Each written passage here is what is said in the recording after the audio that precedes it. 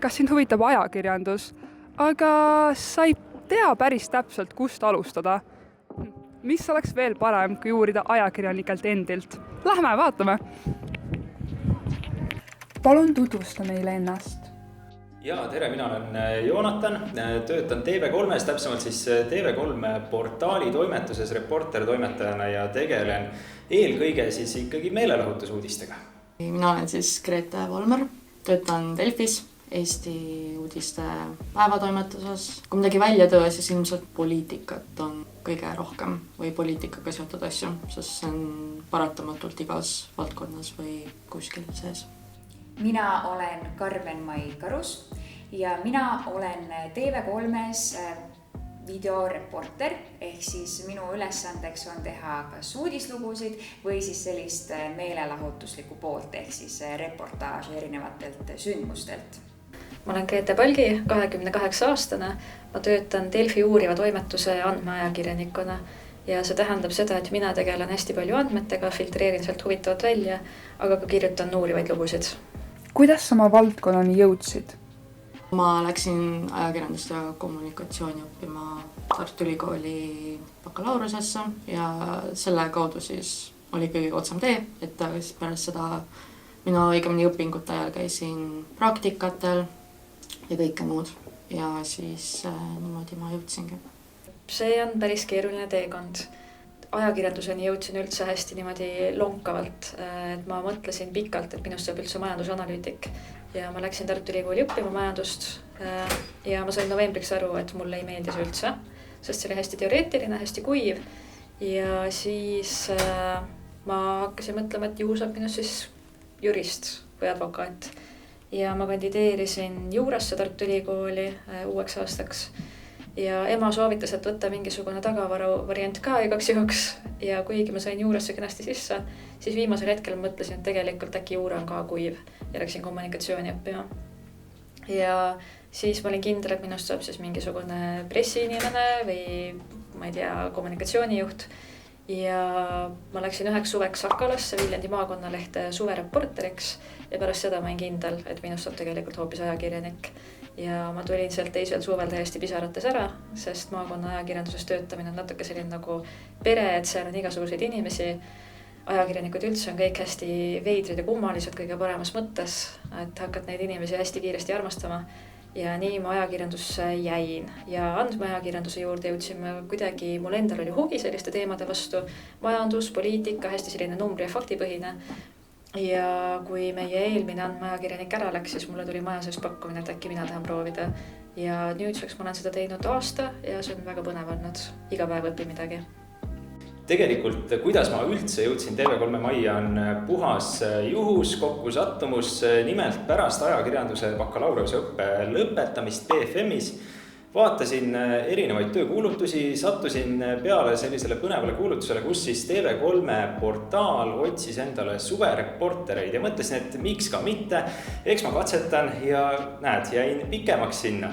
Mind on tegelikult väga pikalt huvitanud näitlemine, ma ütleks isegi, et terve elu ja kuna näitlemises on see, et sa ju kehastud erinevateks karakteriteks, siis mina tundsin ühel hetkel, et aga mina tahaksin saada rohkem inspiratsiooni ja kohata erinevaid inimesi ja kuidas saaks seda veel paremini teha, kui mitte nii, et sa võtad endale kätte mikrofoni ja lähed tänavale ja hakkad inimestega suhtlema ja niimoodi sa kohtudki võimalikult paljude erinevate karakteritega ja täpselt seda ma tegingi ja praegu ma võin öelda, et see oli väga õige valik, sest et issanda loomaaed on väga kirju, selles ma olen nüüd veendunud selle ameti jooksul, aga seda ainult heas mõttes. Lugu, mille üle oled kõige uhkem ja miks? See on hästi keeruline, sest tegelikult need maakonnalood, kus sa kirjutadki näiteks kellegi väga heast kurgisaagist, siis sa näed, kuidas see inimene kõik lähedased jagavad seda Facebookis ja nad on nii rõõmsad, et just temast kirjutati, et kuigi see näiteks teeb 6 inimest väga rõõmsaks, siis nende rõõm on hästi siiras. Aga kui selliseid tõsisema mõjuga asju vaadata, siis ma olen kirjutanud näiteks ühe pedofiili taustalu ära, kuidas väga palju täiskasvanud nägid, et seal toimus väga võikaid asju, aga nad ei reageerinud. Nad süüdistasid alaealisi lapsi, mis minu meelest oli hästi oluline, sellepärast et see näitab, kuidas täiskasvanud näevad, aga ei tee häält. et võib-olla see koputas mõnele inimesele südametunnistusele. Igasugused Venemaaga seotud lood alates Ukraina sõjast, mis toovad välja neid sanktsioonieirejaid ja probleemseid selliseid kohti. Koroona ajal kirjutasin väga palju selliseid rahvatervisega seotud lugusid, näiteks koroonaviiruse alguses helistasin haiglate infonumbrile, mis ei ole selline kiire number, vaid ongi, et kui sa tahad midagi täpsustavat küsida ja uurisin, et mida ma peaks tegema ja kirjeldasin koroonaviiruse sümptomeid ja näiteks sealt selgus, et haiglatel polnud mitte mingisugust ühtset juhist, et kuidas soovitada inimestel isoleeruda. Et sellised lood minu meelest ongi kõige olulisemad, mis luubiga lähevad mingisuguse vea juurde, et siin on üks auk, mis tuleks ära loppida. Videolood, mis ma olen teinud, kus ma saan ennast asetada mugavustsoonist täiesti välja. Näiteks mul tuleb meelde üks videolugu, kus ma käisin ühe Eesti lauljaga, Udo Sepaga muda jooksul, niimoodi, et ma sain selle ise ka kaasa teha. Niimoodi, et mis me seal 2 tundi jooksime ja selle jooksu lõpuks ma olin täiesti porine, mul oli, ma ei tea, tilkusin igalt poolt, aga samas see andis nii ägeda kogemuse, ehk siis see asi, kui sa saad ise ka need käed külge panna reportaaži tehes, see on midagi hoopis lahedamat. Või siis näiteks selline hetk, kus ma käisin autoga driftimas, ehk siis ma sattusin täiesti teistsugusesse keskkonda, seal olid inimesed, kellega ma igapäevaselt ei kohtu ja tunda nende mõttemaailma, saada aru kõikidest nende tunnetest ja asjadest, kuidas nemad maailma hindavad, et see on väga värskendav ja sellised kogemused mulle meeldivad. Ühe ma tegin tegelikult oma praktika ajal, kui ma käisin ööbimiskohas, kus siis olid Ukrainast tulnud põgenikud lemmikloomadega ja sest kõik kohad ei luba lemmikloomadega Ukraina põgenikke. Siis oli selline üks majutusasutus, mis lubas ja siis seal olid igast ikka kassid ja koerad ja papagoid ja mis iganes. Ja siis nende põgenikega rääkimine oli hästi silmiavav kogemus, sest üks asi on see, et sa nagu loed sellest niisama või näed, mis toimub näiteks meedia vahendusel, aga teine asi on see, et kui sa nende inimestega ise vahetult suhtled ja räägid. Ja see oli selline ka suurem esimene lehelugu. Ja teine, mis ma tooks välja võib-olla on see, kui politsei kuulutas kogemata surnuks vale inimese ja siis see perekond sai sellest teada matusel. Ta avati see kirst, et öelda on ju hüvasti ja siis nad nägid, et see ei ole minu pere tuttav. Et see oli ka selline mõnes mõttes raju lugu. Ma ei oska välja tuua, ma arvan, ühte lugu, mille üle ma nüüd kõige uhkem oleks. Ma arvan, et ajakirjaniku puhul ikkagi kõik lood peavad olema sellised, mille üle sa oled uhke, sellepärast, et sa pead ikkagi ju tahtma, saama ja avaldama kõik need lood, ehk siis olemagi uhke nende üle, et ma ühte kindlat lugu, ma arvan, ei oskagi välja tuua. Mis on ühe eduka loo saladus? Kui sa paned sinna sisse oma hinge. Ja ma arvan, et sellest on kohe aru saada, sellepärast, et kui inimest, kes selle loo teeb, teda ennast ka päriselt sütitab see teema, siis see sütitab ka vaatajaid. Eduka loo saladus, ma arvan, on ikkagi see, et oleks täidetud uudisväärtused, et see lugu läheks päriselt inimestele korda, et see oleks sellisel teemal, mis inimesi huvitaks ja et oleks võib-olla siis leitud ka selline nurk, mis inimesi huvitab. Head allikad kindlasti. Head allikad. Sest mul on mitu sellist lugu olnud, kus mul on väga hea info käes olnud, aga mõni allikas on jäänud väga napisõnaliseks või ei taha kinnitada. Või seal on mingisugused probleemid, miks ma ei saa seda lugu ainult ühe infokillu pealt avaldada, kuigi ma võin usaldada seda infokildu. Et nemad on ju need, kes räägivad sulle, annavad infot. Ja kindlasti see, et sa analüüsid kõik küljed läbi, et keegi ei ürita sind mõjutada, sind ära tinistada kuidagi enda huvides.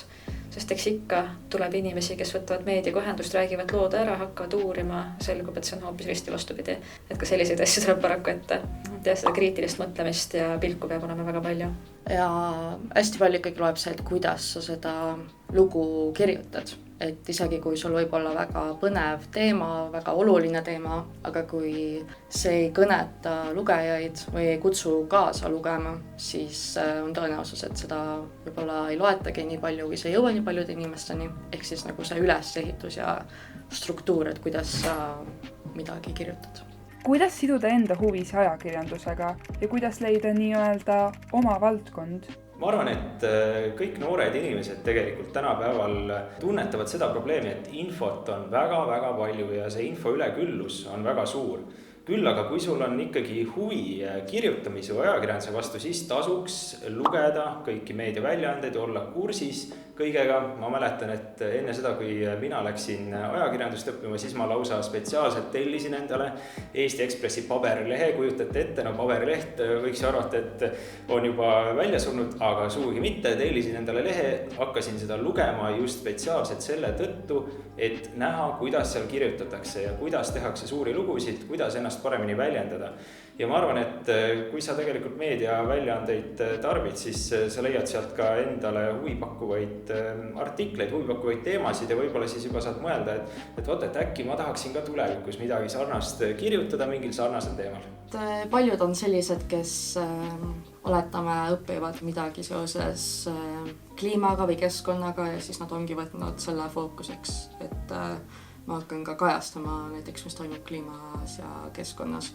Tegelikult väga paljud ajakirjanikud ja head ajakirjanikud ei ole isegi õppinud ajakirjandust, vaid on õppinud midagi muud ja siis kuidagi leidnud sellise tee ajakirjanduse poole. Ja tihti nad räägivadki või kajastavad asju, mida nad näiteks õppisid ülikoolis või mis neid huvitab. Mis iseloomujooned tulevad ajakirjanikuna kasuks?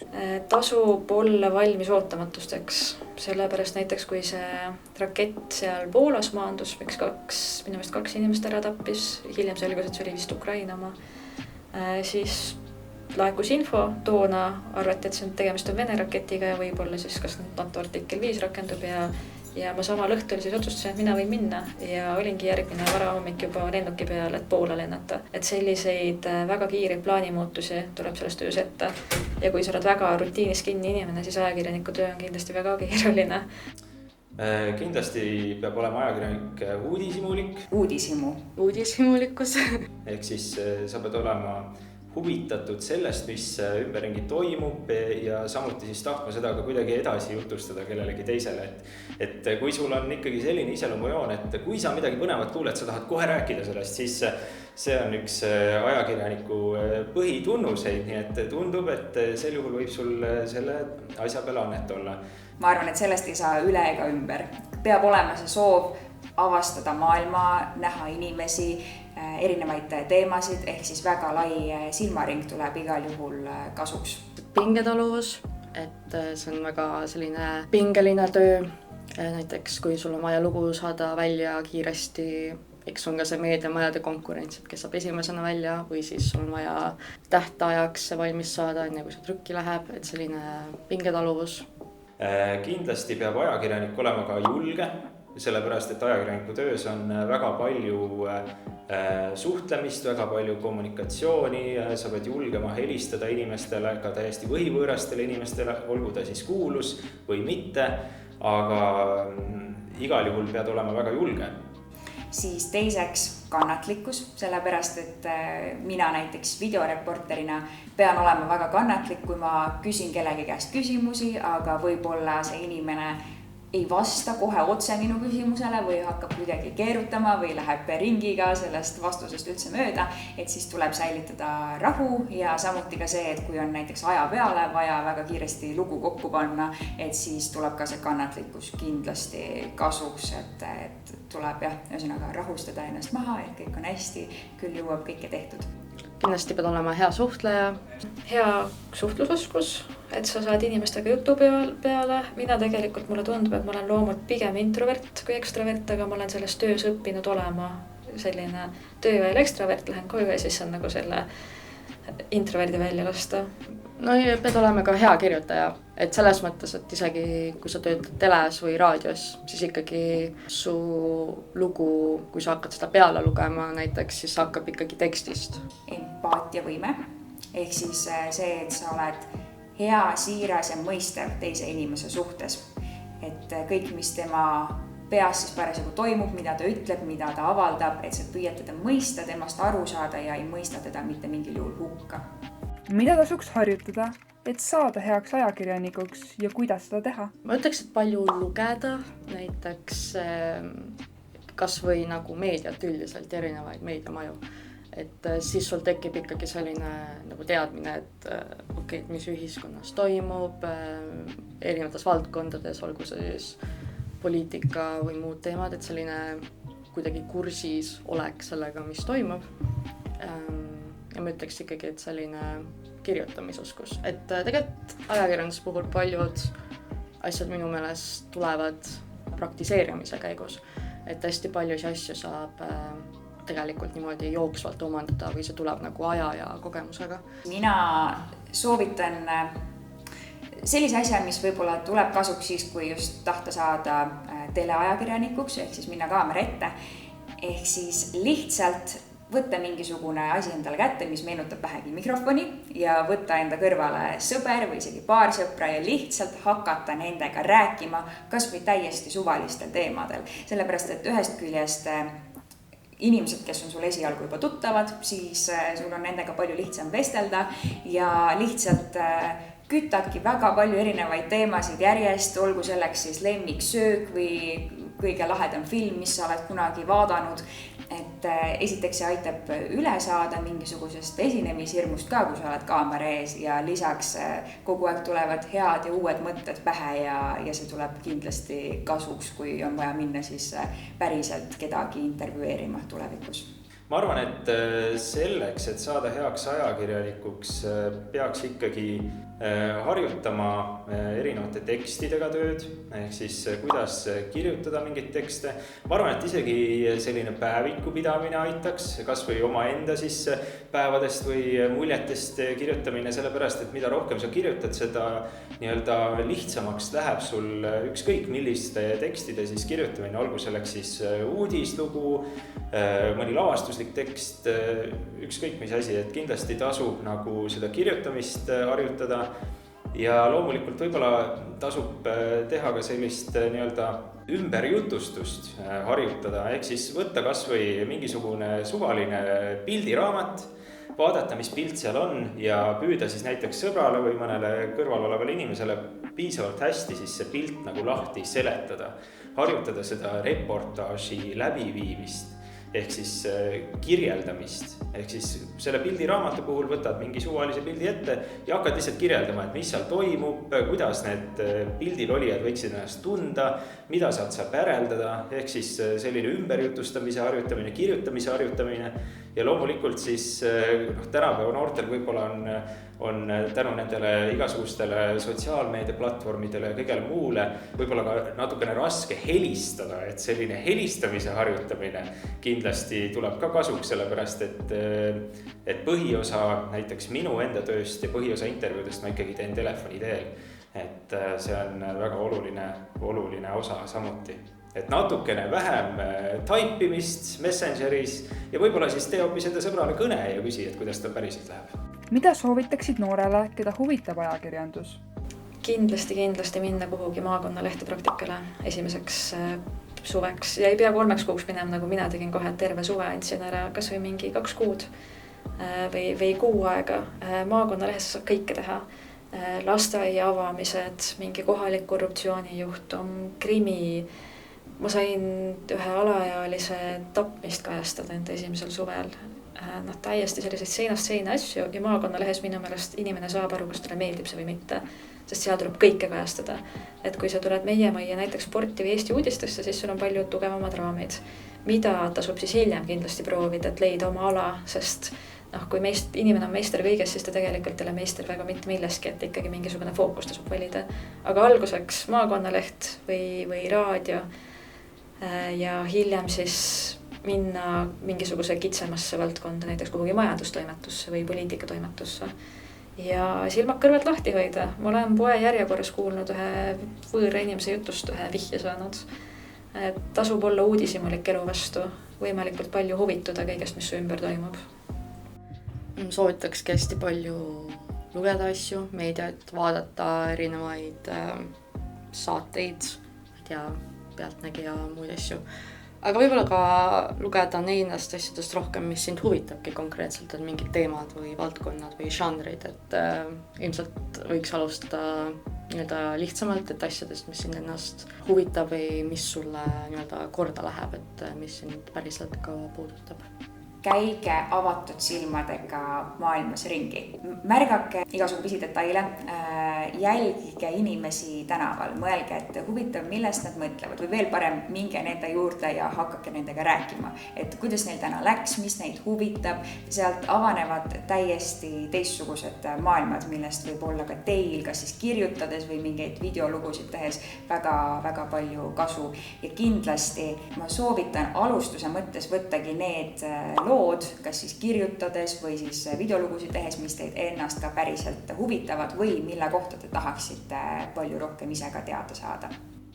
Ma soovitaksin kindlasti proovida ajakirjandust õppima tulla ja siin kohal ma kindlasti saan soovitada Tallinna Ülikooli Balti Filmi- ja Meediakooli just siis ajakirjanduse õppimiseks, sellepärast et BFM-is, kus ka mina siis ajakirjandust bakalaureuse astmes õppisin, saime väga head sellise hands-on nii-öelda nagu inglise keeles, moodsas keeles öeldakse hands-on experience'i ehk siis käed küljes kogemuse, kuidas ikkagi teha näiteks mingisugust videolugu, kuidas kirjutada artiklit, kõik oli väga praktiline, loomulikult oli ka väga tugev teoreetiline taust seda kõike toetamas, aga just see, et näiteks kohe kooli alguses antakse sulle kätte kaamera, valgustid, öeldakse, et nii, nüüd pane üles üks korralik set ja tee siin üks intervjuu, et see selline praktiline lähenemine on BFM-is selline võtmesõna ja ma arvan, et see pakub siis kindlasti pinget ka noortele, keda huvitab ajakirjandus ja kes